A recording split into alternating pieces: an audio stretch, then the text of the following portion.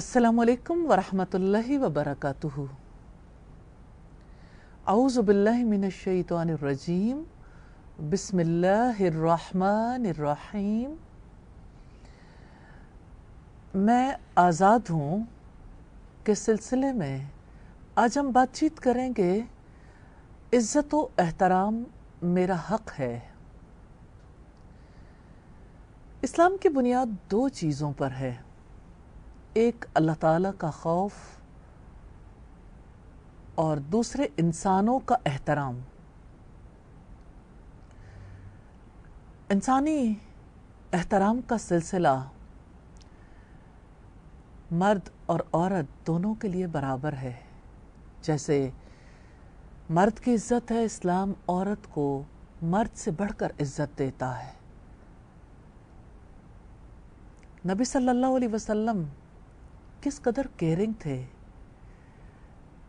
عربوں کے یہاں رات کا سفر ہوا کرتا تھا اور رات کو ہدی خاں اونٹوں کو تیز بھگانے کے لیے خوب اونچی آواز سے گاتے تھے۔ ایک بار ایک ہدی خاں نے جب اونچی آواز سے گنگنانا شروع کیا تو اونٹیوں نے تیز بھاگنا شروع کر دیا، تو آپ صلی اللہ علیہ وسلم نے فرمایا، یا انجشا رویدک رفقم بالقواریر، اے انجشا آہستگی سے، نرمی سے، ابگینے نازک ہیں، یعنی گلاس ہینڈل وتھ کیئر، کہ خواتین ہیں نرم و نازک ہیں، جب اونٹیاں بھاگیں گی تو ان کے لیے کس قدر مشقت ہو جائے گی۔ کسی کا احترام، کسی کا خیال، کسی کی کیئر اس حد تک جا کے کرنا، اسے سپیس دینا، اسے جینے کا پورا پورا حق دینا۔ نبی صلی اللہ علیہ وسلم کے گھرانے میں ہم ایسی مجلسیں بھی دیکھتے ہیں جو خوش طبعی پر مبنی ہوتی تھیں۔ آپ ہر شام جب کسی نہ کسی زوجہ مطہرہ کے پاس ہوتے تو ساری ازواج وہاں اکٹھی ہو جاتی تھیں۔ ایک روز آپ سیدہ عائشہ کے پاس تھے اور آپ کے پاس سیدہ سودا آئیں رضی اللہ تعالی عنہما۔ سیدہ عائشہ نے انہیں خوش آمدید کہا اور انہیں حریرہ آفر کیا کہ آپ کھا لیجئے، عربوں کی سویٹ ڈش ہوتی ہے۔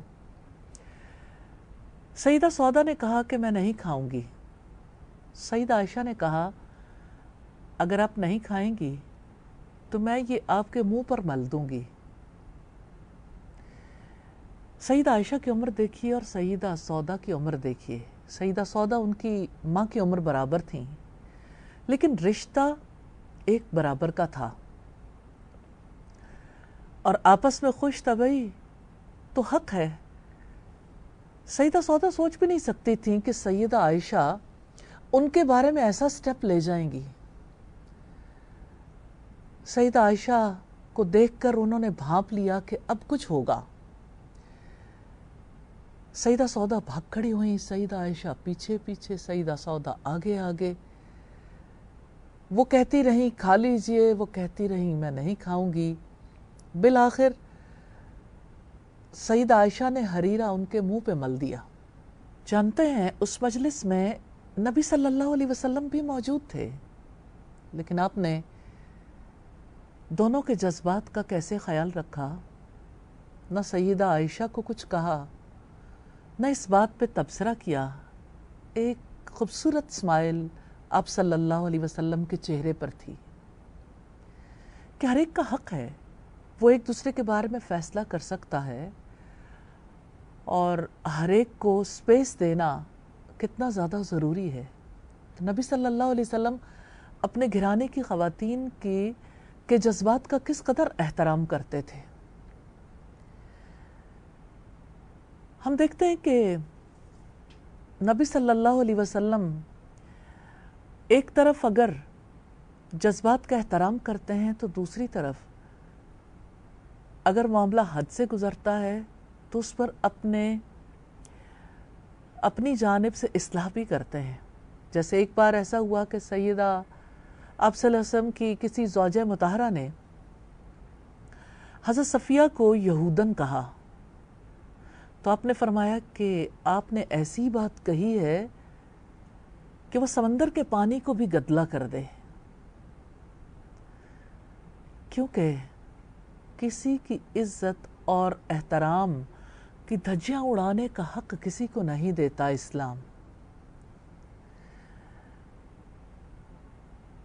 عزت اور احترام کس حد تک ہے کہ آپ صلی اللہ علیہ وسلم نے خطبہ حجۃ الوداع میں ارشاد فرمایا، ایک مسلمان پورے کا پورا دوسرے پر حرام ہے، اس کی جان، اس کی مال اور اس کی عزت. عزت میں انسان کے لیے کسی قسم کا طعنہ برداشت کرنا، اگر کوئی کسی کا نام رکھتا ہے، کسی کا مذاق اڑاتا ہے، تھپتیاں چوٹیں کستا ہے، تو عزت و احترام کے خلاف ہے. اسلام اجازت نہیں دیتا کوئی کسی کا سکینڈل بنائے. معاشرے میں خرابیاں پیدا کرنے والی جتنی اخلاقی بیماریاں ہیں، اسلام ان ساری اخلاقی بیماریوں پر قدغن عائد کرتا. مثال کے طور پر غیبت ہے. ازواج مطہرات کس قدر اپنے آپ کو بچا کے رکھتی تھیں. جب نبی صلی اللہ علیہ وسلم نے واقع افک کے حوالے سے سیدہ زینب بنت جوش سے سوال کیا کہ آپ نے عائشہ کو کیسا پایا، تو انہوں نے جواب دیا، میں اپنی نظر اور کانوں کی بہت حفاظت کرتی ہوں اور میں نے عائشہ میں خیر کے سوا کچھ نہیں پایا. سوچئے نظر اور کان کی حفاظت کی ضرورت کتنی ہے کسی کا احترام کرنے کے لیے. جیسے قرآن حکیم میں رب العزت نے فرمایا، ان السمع والبصر والفؤاد کل اولئک کان عنہ مسئولا. بے شک کان، آنکھیں اور دل، ان سب کے بارے میں سوال کیا جائے گا. انسان کانوں سے کسی کے بارے میں غلط بات سن لیتا ہے، زبان سے کہہ دیتا ہے، اور جیسچر سے اس کے بارے میں اپنے دلی تاثرات کا اظہار کر دیتا ہے. کبھی کسی کے بارے میں بدگمان ہو جاتا ہے، کبھی کسی کے بارے میں تجسس کر بیٹھتا ہے، کبھی کسی سے حسد کر بیٹھتا ہے. یہ ساری برائیاں ایسی ہیں جس کی وجہ سے دوسرے انسان کی عزت، دوسرے انسان کے ریگارڈ پر حرف آتا ہے. کیونکہ جب کبھی آپ کسی کے بارے میں دل میں غلط خیال لاؤ گے تو اس کی وجہ سے پورا معاشرہ بگڑے گا. گھر، ورک پلیس یا سوسائٹی، جہاں بھی آپ رہتے ہیں، ہر جگہ اس کا اثر ضرور آتا ہے. واقعف کے حوالے سے ہم دیکھتے ہیں سیدہ عائشہ کے بارے میں جب عبداللہ ابن ابی کے دل میں برا خیال آیا، اس نے اس کو شیئر کیا. ابتدائی طور پر سچے مسلمان بھی اس کے جھانسے میں آ گئے. بس پھر کیا تھا، پورے مدینہ میں ایک شہوانی لہری دوڑ گئی. لوگوں نے اس بارے میں نہیں سوچا کہ اللہ کے رسول صلی اللہ علیہ وسلم کے گھرانے کا ایک فرد ہے جن کے گھر میں وحی اترتی ہے، ان کے بارے میں زبان کیسے کھولیں. حضرت ایوب انصاری نے اپنی بیوی سے پوچھا، جب انہوں نے ان سے سوال کیا حضرت عائشہ کے بارے میں، تو حضرت ابو ایوب انصاری نے یہ کہا کہ محمد صلی اللہ علیہ وسلم مجھ سے اور عائشہ رضی اللہ تعالی عنہ آپ سے درجے میں بہت آگے ہیں. اللہ پاک نے بھی یہی بات کہی کہ کیوں نہ مومنوں نے اپنے سے اچھا گمان کیا. حسن ظن کو اسی لیے حسن عبادت میں سے قرار دیا کہ حسن ظن رکھنے کی وجہ سے دوسرے کی عزت محفوظ ہوتی ہے. خواتین کے بارے میں سب سے بڑا پرابلم یہ ہے کہ ان کے بارے میں چھوٹی سی بات بھی قابل برداشت نہیں ہوتی. ان کے سکینڈل زیادہ بنتے ہیں، ان کے بارے میں باتیں زیادہ اچھلتی ہیں۔ اسلام نے ان سکینڈلز کو روکنے کا کتنا بڑا اہتمام کیا۔ جو کسی کی عزت پر زبان کھولے گا، اگر وہ 4 گواہ نہیں لا سکا تو اسے 80 کوڑے لگائے جائیں گے۔ حد قذف اسی سلسلے کی ایک کڑی ہے۔ اور پھر آپ یہ دیکھیے کہ کوئی کسی پہ بے بنیاد بات کر بیٹھتا ہے تو بے بنیاد بات کرنا یوں ہی اسے چھوڑا نہیں جا سکتا۔ بے بنیاد بات کریں گے تو اس پر قانون ہتک عزت کے تحت اس کا حساب کتاب لیا جا سکتا ہے۔ ہمارے یہاں جو صورتحال ہے ایک بے لگام آزادی ہے۔ پرنٹ میڈیا ہو، سوشل میڈیا ہو یا میڈیا، ہر جگہ پر کسی کے بارے میں بات کرنا بہت ہی آسان ہو گیا۔ نہ اس بارے میں عام آدمی بچا ہوا ہے، نہ حکمران بچے ہوئے ہیں۔ کسی کو اس سے غرض نہیں ہے کہ کسی کی عزت کیسے ملیا میٹ ہوتی ہے۔ ہر کوئی اس بارے میں ہرزہ سرائی کرنا اپنا حق سمجھتا ہے۔ اسی کو جمہوریت قرار دیا جاتا ہے۔ اسلام نے نہ مردوں کے بارے میں زبان کھولنے کا حق دیا ہے، نہ خواتین کے بارے میں۔ کہ کوئی کسی کے بارے میں سکینڈل بنانا چاہے، اسلام اس کی اجازت نہیں دیتا۔ جو دین مرد کے بارے میں زبان کھولنے کی اجازت نہیں دیتا، وہ عورت کے بارے میں بہت ہی کانشیس ہے۔ اسلام اسے فحش قرار دیتا ہے۔ اس اعتبار سے ہم دیکھتے ہیں کہ اللہ پاک نے مختلف ایسی برائیوں پر کس قدر بڑی سزا رکھی ہے۔ نبی صلی اللہ علیہ وسلم جب معراج کے لیے گئے تو اس موقع پر آپ نے مختلف سزائیں بھی دیکھیں، جن میں سے ایک سزا یہ بھی تھی، وہ لوگ جو ایک دوسرے کی غیبت کرتے ہیں وہ تانبے کے ناخنوں سے اپنے ہی گوشت کو ادھیڑ رہے تھے۔ اور قرآن پاک میں رب العزت نے فرمایا، کیا تم پسند کرتے ہو کہ اپنے مردہ بھائی کا گوشت کھاؤ؟ تو غیبت کرنا ایسا ہی ہے جیسے کوئی اپنے مردہ بھائی کا گوشت کھاتا ہے۔ یہ مسلمان کی عزت اور احترام کے خلاف ہے کہ پیٹھ پیچھے اس کا برے انداز میں تذکرہ کیا جائے۔ ہمارے یہاں خاندانوں میں، ہمارے یہاں نیبرہڈ میں بھی، ورک پلیس پر بھی یہ سلسلہ جاری رہتا ہے۔ خاص طور پر خواتین کے بارے میں لوگوں کے دلوں میں زیادہ جلدی بات آتی ہے۔ اور پھر اگر آپ دیکھیے تو ایک ہی گھرانے کے اندر اگر لڑکا بھی ہے، لڑکی بھی ہے، بیٹا یا بیٹی کے بارے میں کوئی بات کرتے سنتے ہوئے یہ بات کہی جاتی ہے کہ آپ کی عزت کی وجہ سے ہمارے لیے مشکل ہے۔ تو عزت جیسے مرد کی ہے ایسے ہی عورت کی بھی ہے۔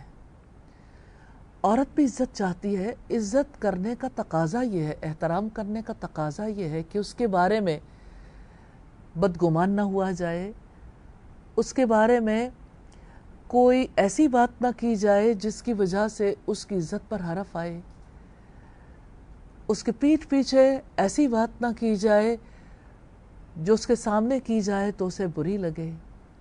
اور پھر جیسے تانا دینا ہے، حضرت عائشہ نے تانا دیا تو نبی صلی اللہ علیہ وسلم نے فوراً پکڑ لیا۔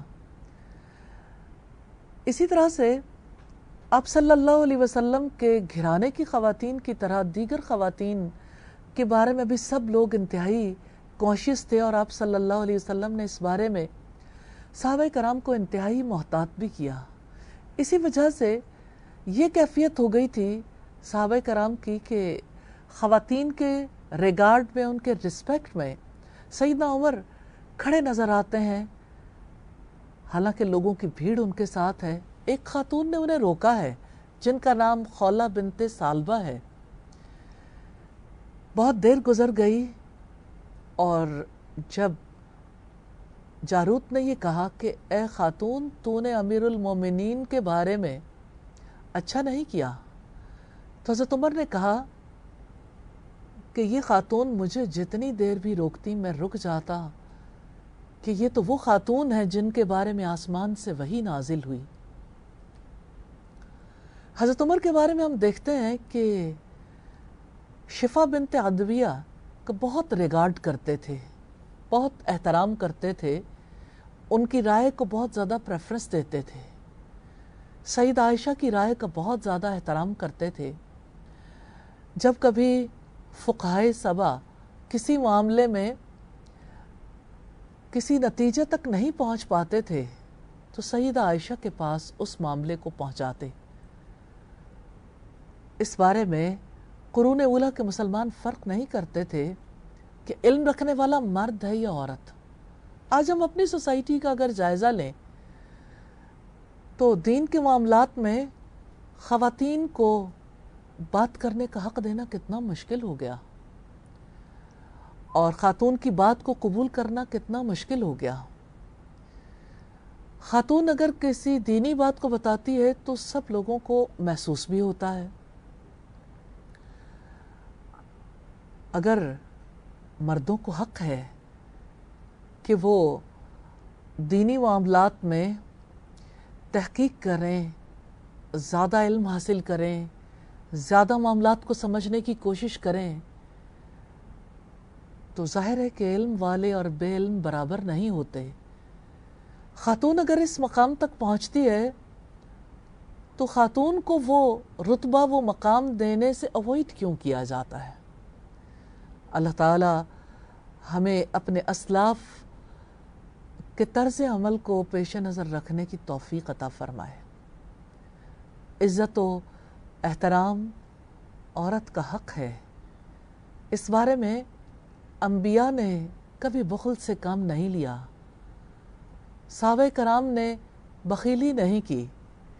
ہاں، ان کے لیے مشکل ضرور تھا، جیسے سیدنا عمر نے اپنی بیوی سے کہا کہ آپ لوگ جب سے مدینہ آئی ہو آپ لوگوں کو بہت زبان لگ گئی ہے۔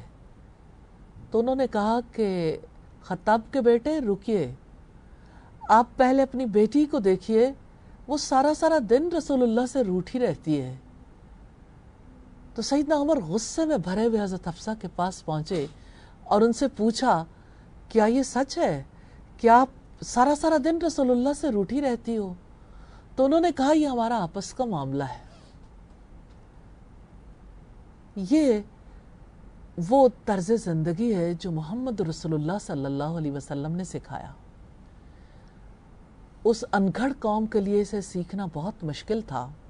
وہ جنہوں نے صحراؤں میں پرورش پائی تھی، وہ جو گاجر مولی کی طرح کاٹ کر رکھ دیتے تھے، وہ جو تلوار ہاتھ میں لیے ایک دوسرے کی گردنیں کاٹنے کے درپے رہتے تھے، وہ جن کے تاریخی ریکارڈ پر 1700 جنگوں کا تذکرہ ملتا ہے، وہ جو چھوٹی چھوٹی باتوں پر جھگڑے کرتے تھے، وہ جو عورت کو جینے کا بھی حق نہیں دیتے تھے، تعلیم کا، وراثت کا، بات چیت کا، جائیداد رکھنے کا حق نہیں دیتے تھے، وہ کس مقام پر آ گئے کہ اسے عزت و احترام کے مرتبے تک پہنچا دیا۔ ہمیں بھی آج اپنی سوسائٹی میں دیکھنا چاہیے کہ عورت کے مقام اور مرتبے کے لیے وہ کاوش کیوں نہیں کی، اس کی وہ عزت کیوں نہیں کی گئی، اس کو دوسرے درجے کی مخلوق کیوں سمجھا گیا۔ آج عورت کو اپنے حقوق حاصل کرنے کے لیے آواز کیوں اٹھانی پڑی؟ ہمیں تو وہ حق محمد رسول اللہ صلی اللہ علیہ وسلم کے توسط سے 14 صدیاں پہلے ہی دے دیے گئے، لیکن آج ہماری سوسائٹی کے اندر جو ٹیبوز ہیں انہیں توڑنے کی ضرورت ہے۔ آج ہمیں سمجھنے کی ضرورت ہے کہ آخر آسانی سے زبانیں کیوں کھلتی ہیں۔ میں حیرت زدہ ہوتی ہوں کہ اعلیٰ تعلیمی اداروں میں، یونیورسٹیز میں جو مادر علمی ہیں، وہاں بیٹھ کر پروفیسرز آپس میں بات کرتے ہیں۔ میں اس پہ تو بات نہیں کرنا چاہتی، موضوع نہیں ہے ہمارا یہاں، لیکن کو ایجوکیشن ہے، لڑکیاں بھی محنت کریں، لڑکے بھی محنت کریں، لیکن محنت کے بعد اگر لڑکی لڑکوں سے آگے نکل جاتی ہے تو ضرور اس کے پارٹ پر کوئی نہ کوئی بات نکالی جاتی ہے کہ اصل میں محنت نہیں، اس کا سبب کچھ اور ہے۔ اگر کوئی کمپیٹ کرتا ہے جاب کے میدان میں تب بھی یہی بات آڑے آتی ہے، اس میں کوئی شک نہیں کہ ایسے معاملات بھی دیکھنے میں آتے ہیں، لیکن بہرحال سوسائٹی کی عمومی روش ہمیں یہ احساس دلاتی ہے کہ ہم صحیح مقام پر نہیں ہیں، ہم درست جگہ پر نہیں ہیں۔ ہم کیوں ہر چیز کے بارے میں پہلے نیگیٹیولی دیکھنا چاہتے ہیں؟ منفی رخ کیوں ہے ہماری سوچ کا؟ مثبت طریقے سے ہم سوچنا کیوں نہیں چاہتے؟ آج ضرورت اس امر کی ہے کہ خاتون کے بارے میں، عورت کے بارے میں ہم پازیٹیولی سوچیں۔ جہاں ہماری خطا ہے ہم اس خطا کو اچھے طریقے سے ریئلائز کریں اور پھر عورت کو اس کا جائز مقام دینے کی کوشش کریں۔ عزت عورت کا حق ہے۔ اللہ تعالی ہمیں اسے پہچاننے کی اور یہ حق دینے کی توفیق عطا فرمائے۔ وآخر دعوانا ان الحمد للہ رب العالمین۔